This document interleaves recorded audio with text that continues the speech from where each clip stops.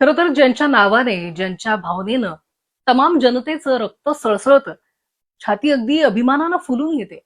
ते नाव म्हणजे अर्थात महाराष्ट्राचे आराध्य दैवत छत्रपती शिवाजी महाराज. त्यांच्यावर चित्रपट करणं खरं तर मोठं आव्हान आहे. आणि ते रितेश विलासराव देशमुख यांना राजा शिवाजी या चित्रपटातून त्यांनी ते पेललंय का? त्यांना ते जमलंय का? याबद्दल आपण थोडक्यात बोलूया. नमस्कार, मी प्रेरणा. तुम्ही बघताय मॅक्स महाराष्ट्र. छत्रपती शिवाजी महाराजांच्या भूमिकेत रितेश विलासराव देशमुख, ज्यांनी राजा शिवाजी या चित्रपटाचं दिग्दर्शन, अभिनय आणि काही प्रमाणात लेखनही केलेलं आहे.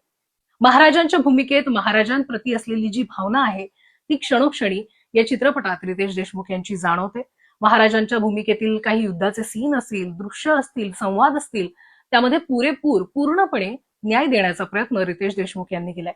काही सीनमध्ये, काही दृश्यांमध्ये थोडी कमतरता जाणवते, मात्र रितेश देशमुख यांची मेहनत, जिद्द, त्यांचा महाराजांप्रती असलेला आदर आणि भावना ही क्षणोक्षणी या चित्रपटात बघायला मिळते. रितेश जेनेलिया खरं तर महाराष्ट्राची लाडकी आवडती जोडी. ते दोघे जेव्हा एकत्र येतात त्यांना एकत्र बघायला आवडतं.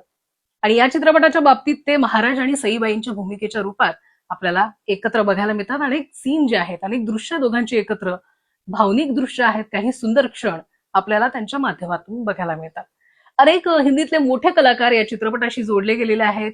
विद्या बालन बडी बेगमच्या भूमिकेत, अर्थात अनेक महाराजांच्या चित्रपटांमध्ये बडी बेगमची भूमिका कमी कालावधीमध्ये असते, पण विद्याच्या वाटेला अनेक सीन आलेले आणि ती एक उत्तम अभिनेत्री असल्याचं पुन्हा एकदा तिच्या देहबोलीतून, संवादातून आणि उत्तम अभिनयातून सिद्ध केलेलं आहे. अभिषेक बच्चन अभिनय कौशल्याने त्याने शंभू राजांची भूमिका उत्तम पद्धतीनं निभावली आहे, ती चपखल बसली आहे. भाग्यश्री जिजाऊंच्या भूमिकेमध्ये कुठेतरी ही कास्टिंग आपल्याला खटकते, कारण जिजाऊंची ती भावना असेल किंवा ते भावनिक क्षण, संवाद जे आहेत त्यात कुठेतरी कमतरता जाणवते.